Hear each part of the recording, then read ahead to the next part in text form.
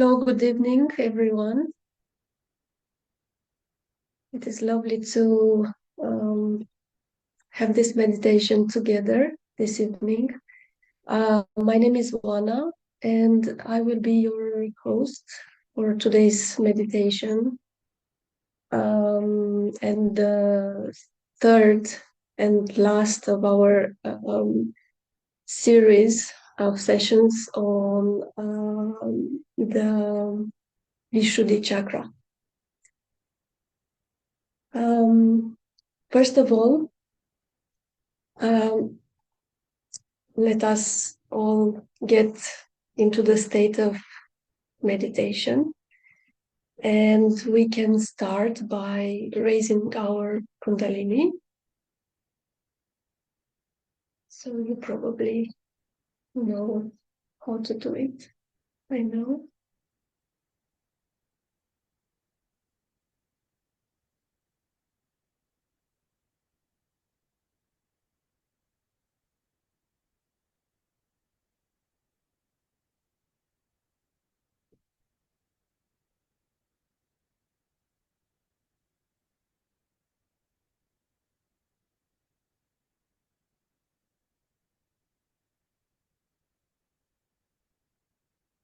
Let us put us on the bottom, which means protection.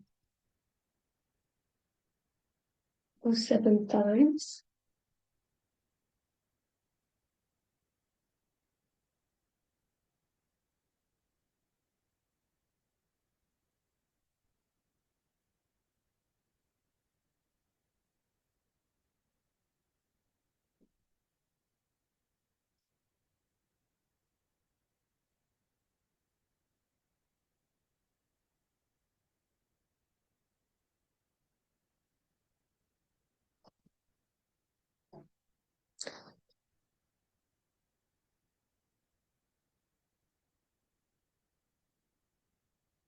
So to begin with, I would like to summarize just in a few words what we have learned during the previous 2 sessions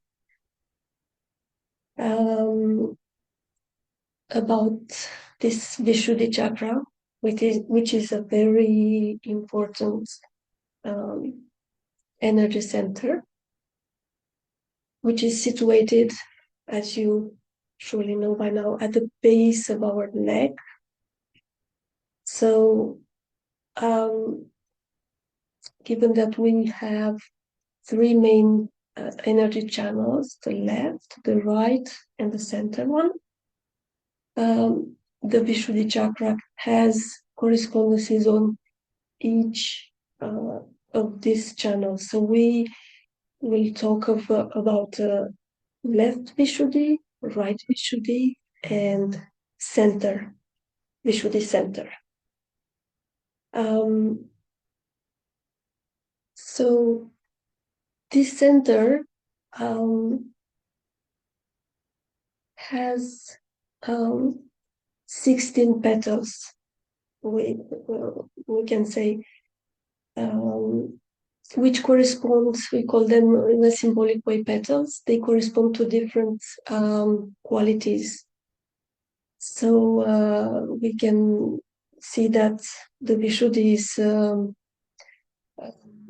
is the flower in our subtle body, the flower with the most best petals, except for our Sahasrara.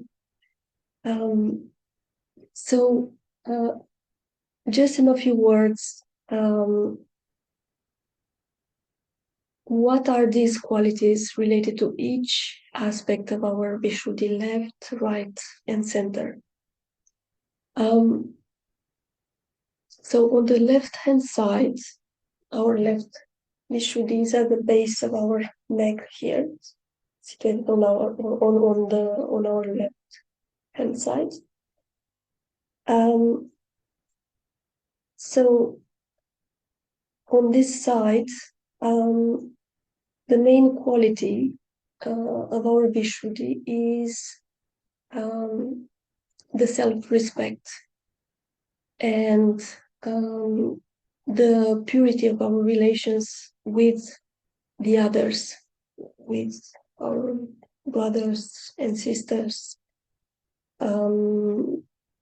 with everyone. It is very important that we have pure, clean. We call them auspicious relationships with the others. So this is really important. So when this Vishuddhi is being caught up, then we start feeling guilty about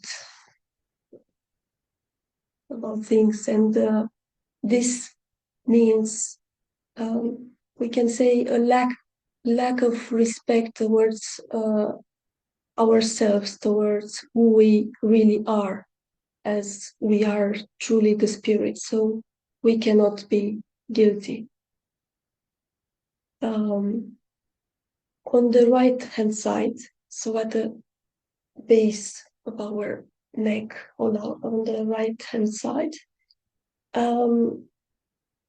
reside our qualities related to our capacity to communicate, our sense of diplomacy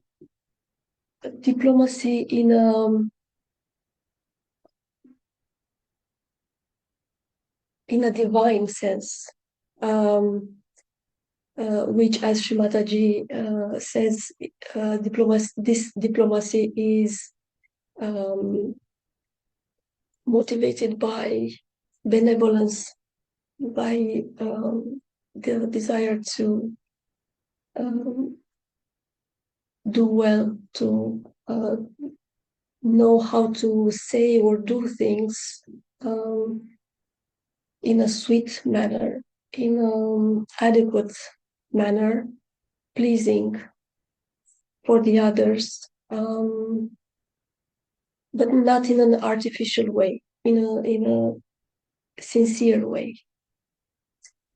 In the center, so our center Vishuddhi, so again, it is situated here at the base of our neck. So here reside our qualities related to our spiritual evolution, and also to a quality that is very important. And I wanted to say a little bit more about this. It is our quality called detachment. So this is a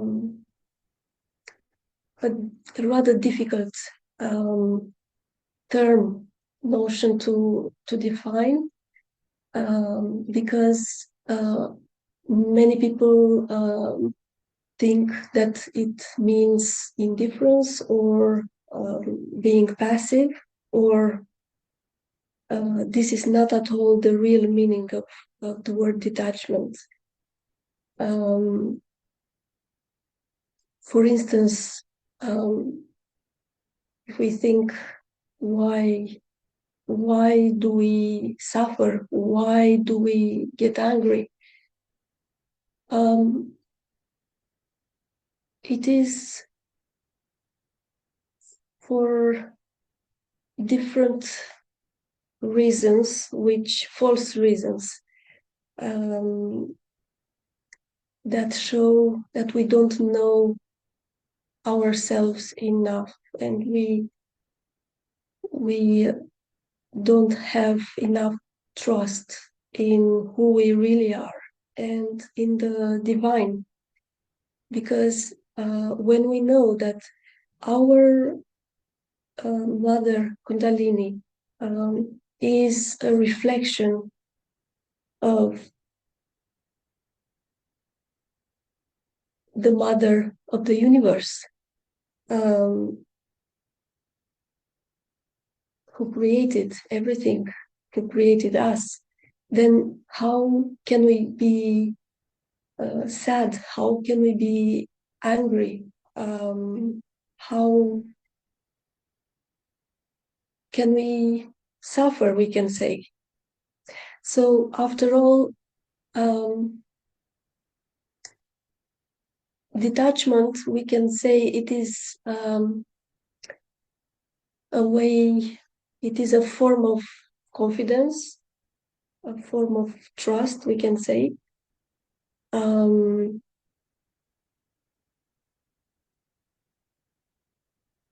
and it is actually um,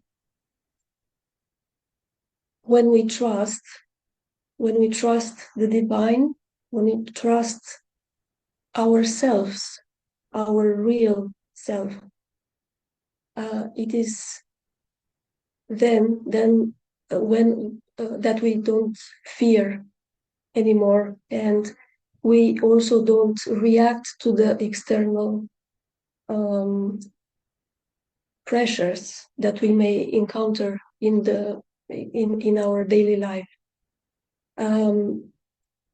So this quality of detachment is particularly important, and it really helps us a lot to evolve spiritually, to evolve inside, and to discover more and more of who we really are. Um, there's a lot to say, but um, this is just these are just a few words about it. Now the most important is to um, try to internalize, try to feel that detachment within ourselves. So let us have a very short meditation before we play a talk of Shri Mataji, where she speaks of this quality of detachment. So let us now try to get into the state of meditation.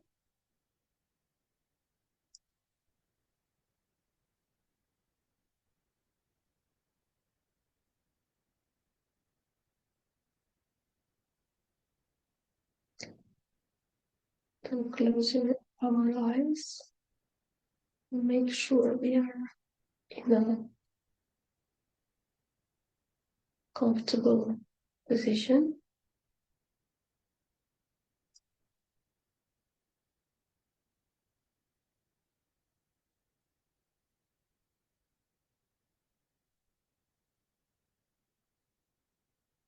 Can place our both hands with palms facing upwards on our knees.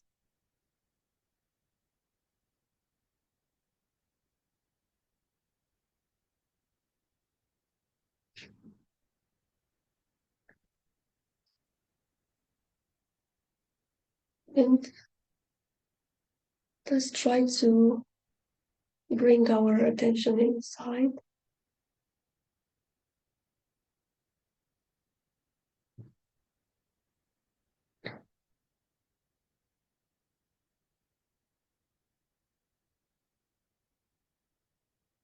And relax. Just let go of any thoughts and worries.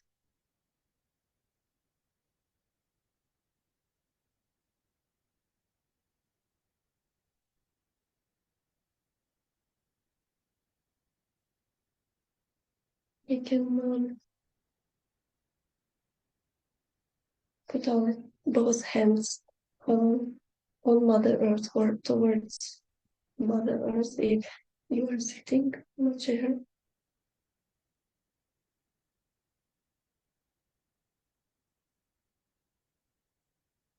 And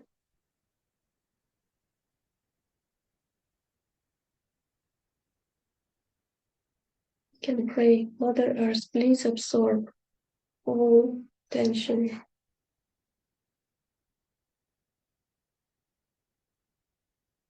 that may have accumulated within me throughout the day.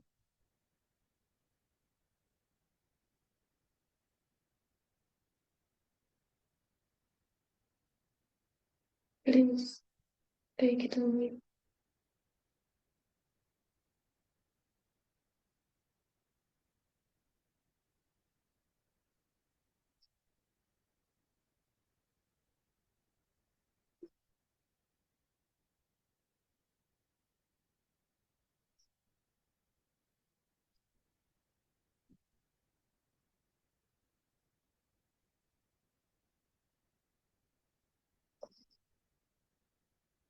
Can bring our hands back on the knees.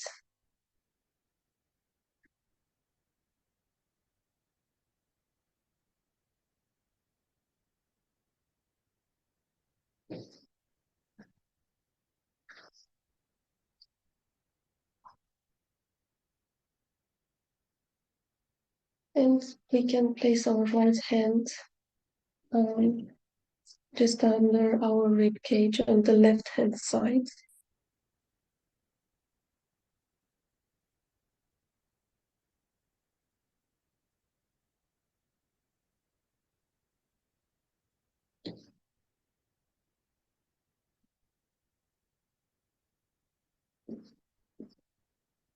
Try to keep your attention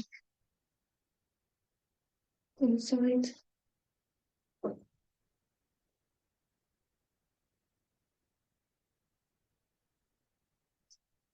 From here we can pray, Mother Kundalini, please give me inner peace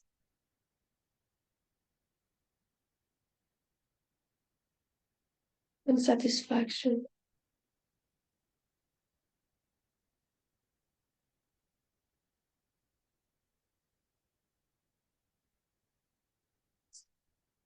Please allow me to feel satisfied with whatever I have.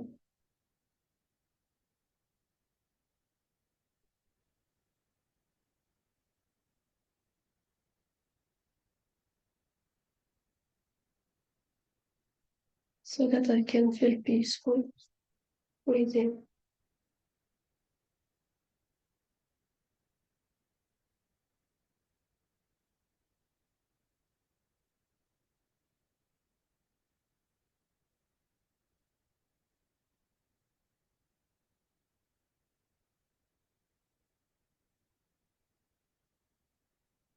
And so that I feel peace with myself and the others.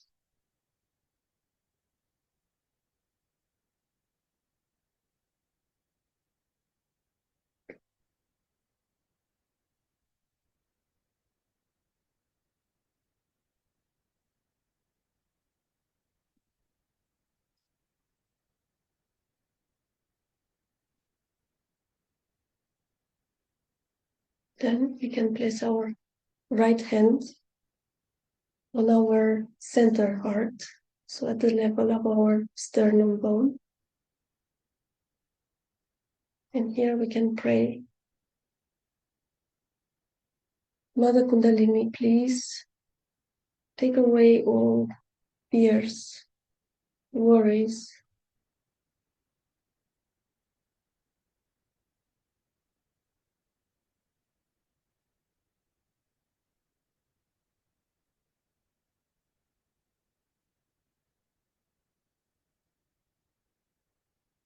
away all the doubts within you.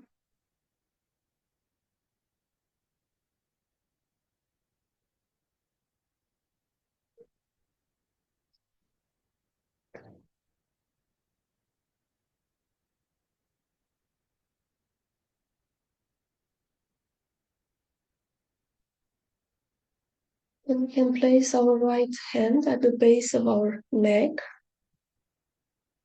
in our center Vishuddhi, like shown earlier. And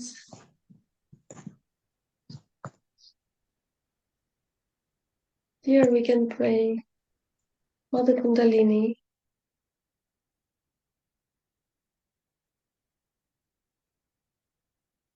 please allow me to be a detached witness of the play of life.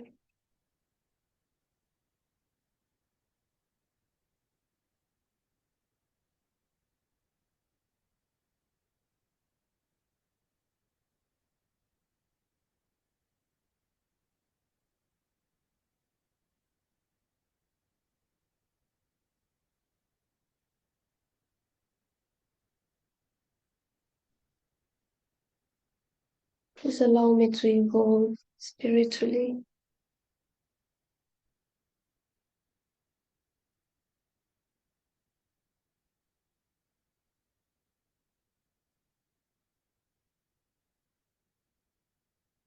And reach deep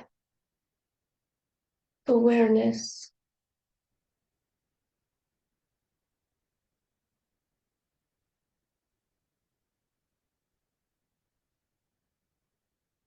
of who we really are.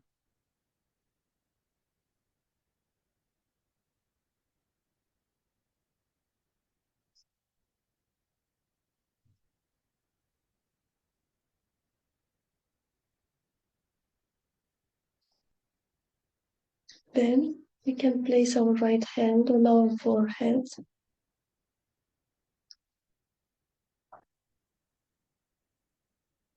and pray, Mother Kundalini, please take away this ego and conditionings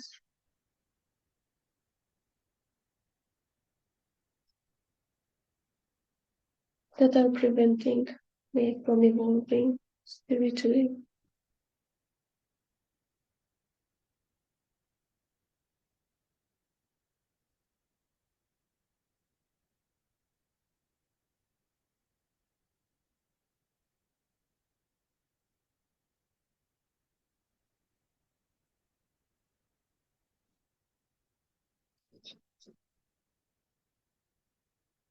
And last, can massage the top of our head with the palm of our right hand. Can turn a few times clockwise.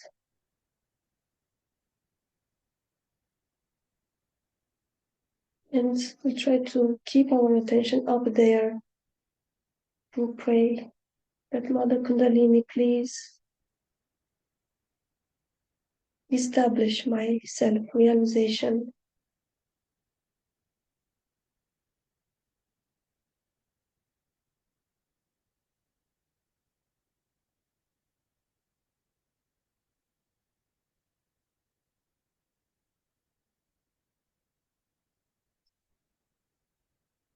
And allow me to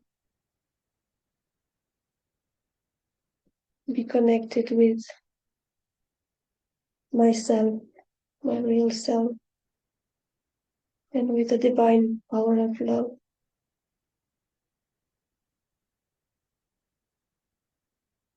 Okay. Put our right hand back on the knee.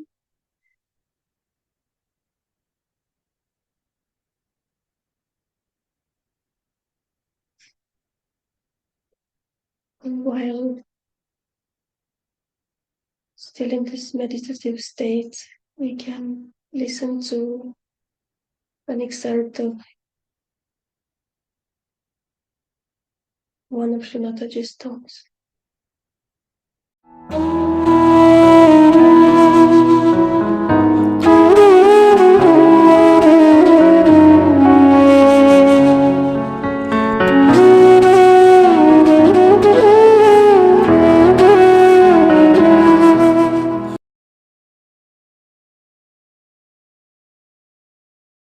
today is a day when you have to promise me that you will meditate every night, every evening, maybe in the morning also.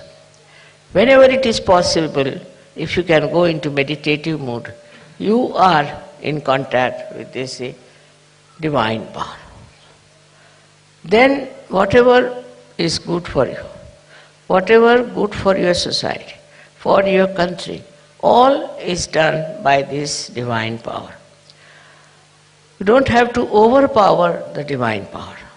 You don't have to order, you don't have to ask. Just if you meditate, you are one with this all-pervading power, which is another great blessings to us. Unless and until your sahasrara is open, all the blessings of the divine power cannot come to you. Cannot.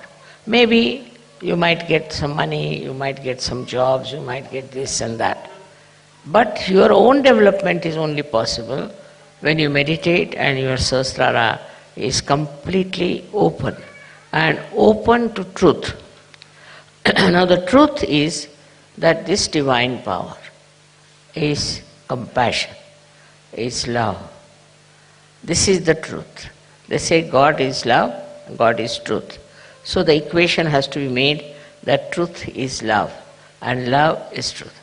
But it's not a truth that as you have for your own children, you have for your family. Attached love is not truth.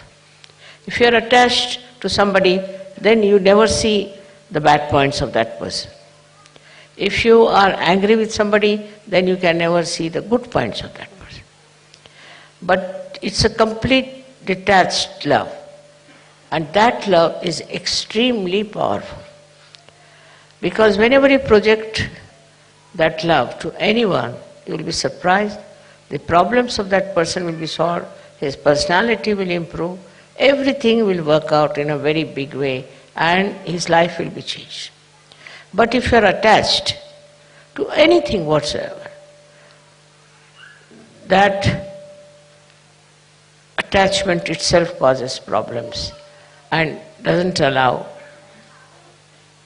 Sahaj to grow. This attachment could be any kind. For example, you can be attached to your country, attached to your society, attached to your family. It can be of any kind. But when sahasrara is open, you learn one thing is detachment. It just happens that you get detached. Though, you are not running away. As it is in Sahaja Yoga, we don't believe in people who run away from society and go to Himalayas, or that I call up as escapism. That is not the point. What happens is that you are there. You see everyone, you watch everyone, you know everyone, you are close to everyone, but you are a detached person. It's a state of mind that you achieve when sahasrara is open. Then that state you are dealing with people, you are dealing with problems, you are dealing with situations, but you are not involved in it. There's no involvement. And that involvement which you had before can never give a complete insight what is happening, what is the truth is about any situation. So this detachment helps. The greatest thing of the detachment is that you are not affected. No use saying that, oh, you are not affected, mother, so how can you feel for another person? How can you have compassion for another person? Because if you feel for another person, then only you can solve the problem. But this feeling that you have is again a kind of an attachment. It is not a real feeling, because it doesn't help. The person is crying, you are also crying. The person is troubled, you are also in trouble. And this does not help that person, nor will it help you. So to have detached in no way means you do not feel the another person. You do feel. You feel the agony of that person, the trouble of that person, of the whole society sometimes, and of the whole country. But that your feeling is so detached that the all-pervading power takes over. First we must have full faith in the capability of this all-pervading power. As soon as you are detached, you say, you do it. Finished. Once you say that you are going to do it, it's you who is going to do it, whole thing changes completely, because you transfer all your responsibilities, all your problems to this divine power, which is so powerful, which is so capable, which can work out anything.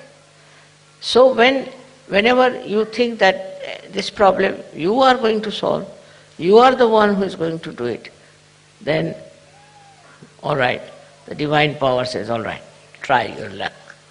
But if you can really put this problem to the divine power, it will work out. We have all kinds of problems in Sahaja Yoga, especially when we find that people are not so much attracted to Sahaja Yoga. They are few in number, then you feel very bad about it. But have you tried to meditate on this point, and have you tried to put this problem to the divine power? Why should we worry when we have divine power available through our Sahasrara? Why should we worry? Why should we think about it? Just leave it to the divine power. If that is possible, if that you can achieve, you see, which is very difficult for human beings, because they live with their ego, they live their conditionings. But if that attachment to all these things goes away, then what you do is just leave things to this power. Krishna has said in his Gita, Sarva dharmanam parityajya mamekam sharanam vacha. Forget about earlier dharmas. Dharmas meaning that we have a dharma of a wife, of a husband, of a member of the society. All of them have their own dharma.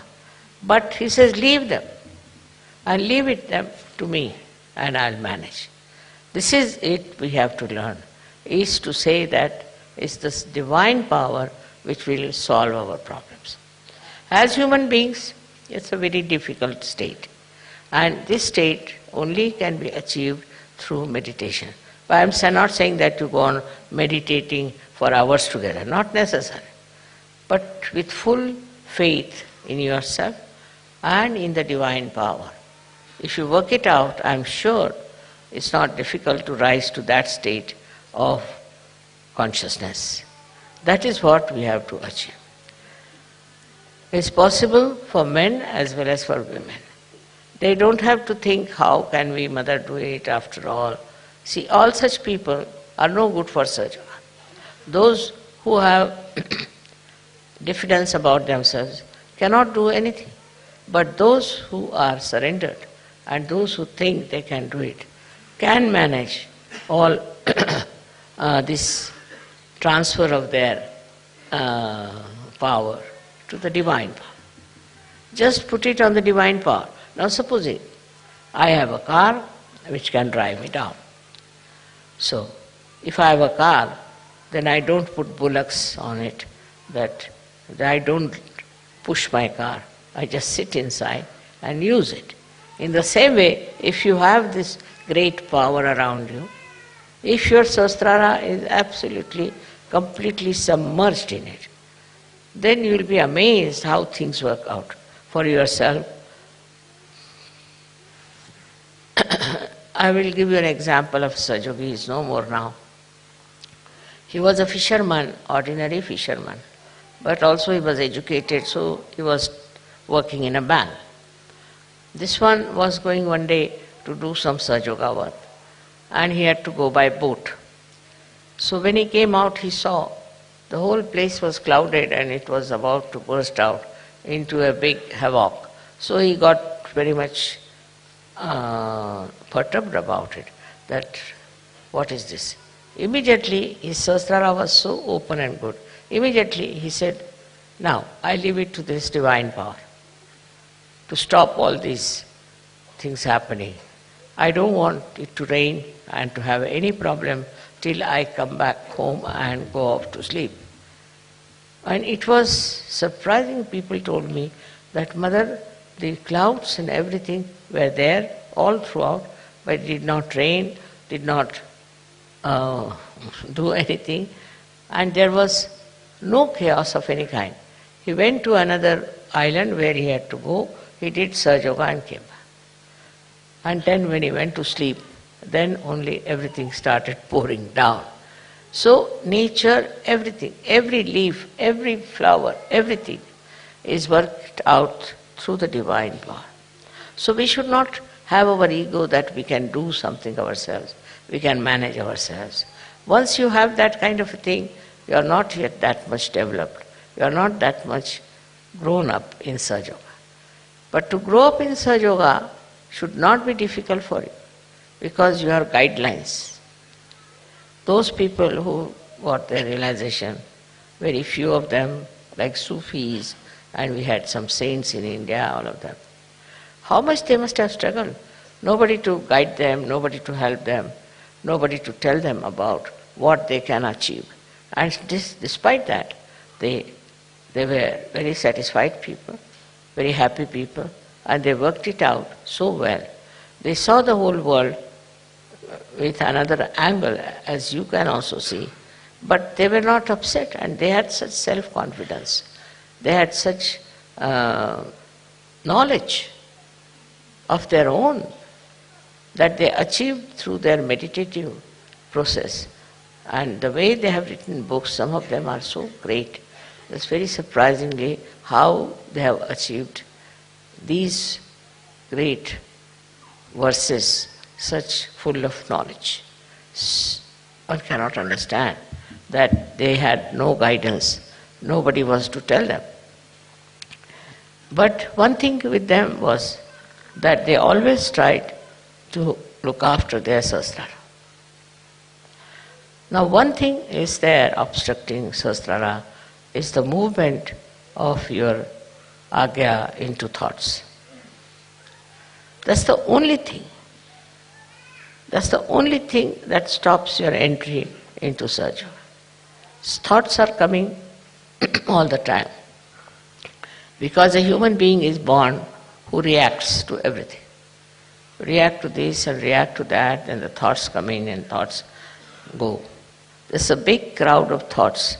Because of that, your attention cannot cross over agya and can reside in the sahasrara. So first of all, one should see what sort of thoughts are coming. You have to condemn yourself sometimes. You have to say, what nonsense, what have I been doing?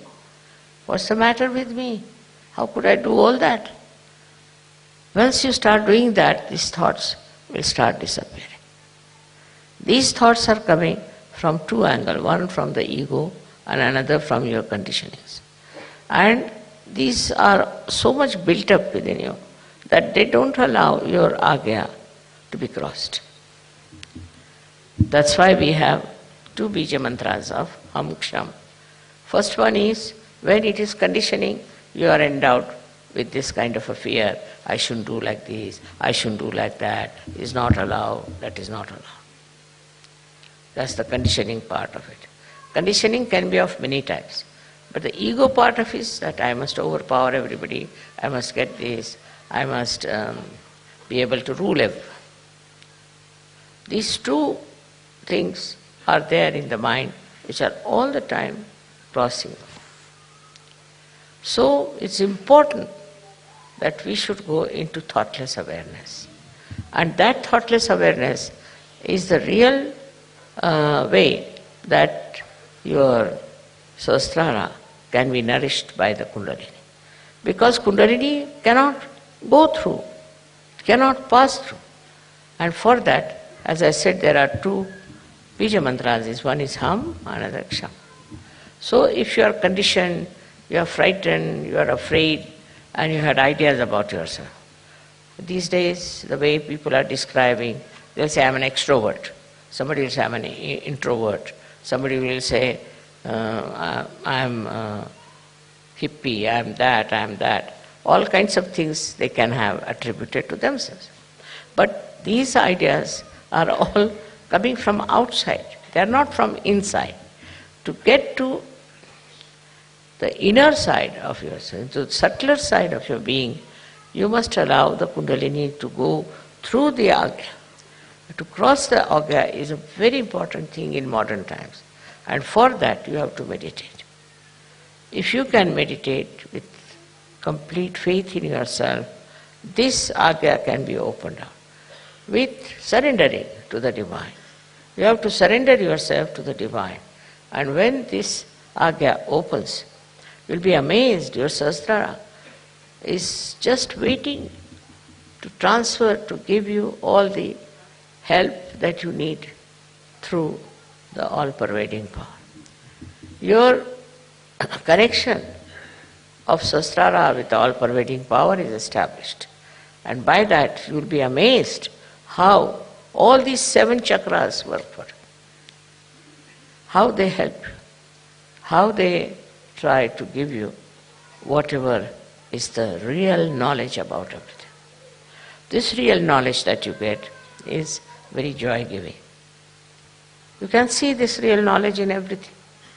You don't have to start reading any book about it. In every situation and in every person, in every flower, in every natural happening, you see clearly the hand of the Divine. Once you see the hand of the Divine, your ego starts disappearing. Once you say that it's you, you do everything. Kabira has said something great about this. He said that when the goat is alive, it goes on saying, I am, I am, I am. But when it is slaughtered and its intestines are made into strings which are used for cleaning the cotton, then it said, tu hi, you are, you are, you are. See, in this symbolic way, they have suggested that you have to become dissolved into this divine power. It's the divine power that does everything. What am I? I was just a drop, and I fell into this ocean of awareness of the divine power. And that is taking over and working it out. That will help you a lot to be a great surgeon. You develop curing powers, but still you are not proud of it. You developed, of course, awakening powers, you are not proud of it. You develop so many creative powers and you are not proud of it. You become really very, very creative, extremely creative. But the greatest thing happened to you that you become a global personality. So you start seeing the problem of every country, of every other nation where they have problems. But these problems when you see, you don't see like other people, because others may like to use it for their own purpose, maybe for media, maybe for something. What you want to see is that these problems are solved. See, your powers are so great with this kind of a mind, I would say, which is dominated completely by the divine power, that whatever disturbs you immediately is taken over and it starts working out. Many problems have been solved by surgery. And also they can be solved on a very universal level. If you are a global person, then what happens is that you become a sort of a vehicle, or you can become like a channel for this divine power to act, because you are purely a global personality. Not attached to this, attached to that, but a pure Sahaja personality, which can be used by this divine power very easily.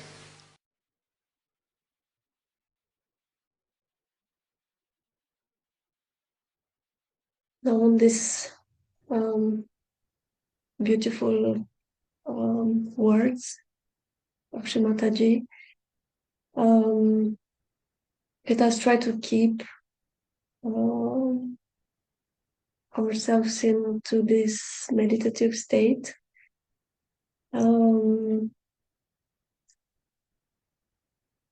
We are now heading towards the end of our session. However, we will have, I think, the breakout rooms now.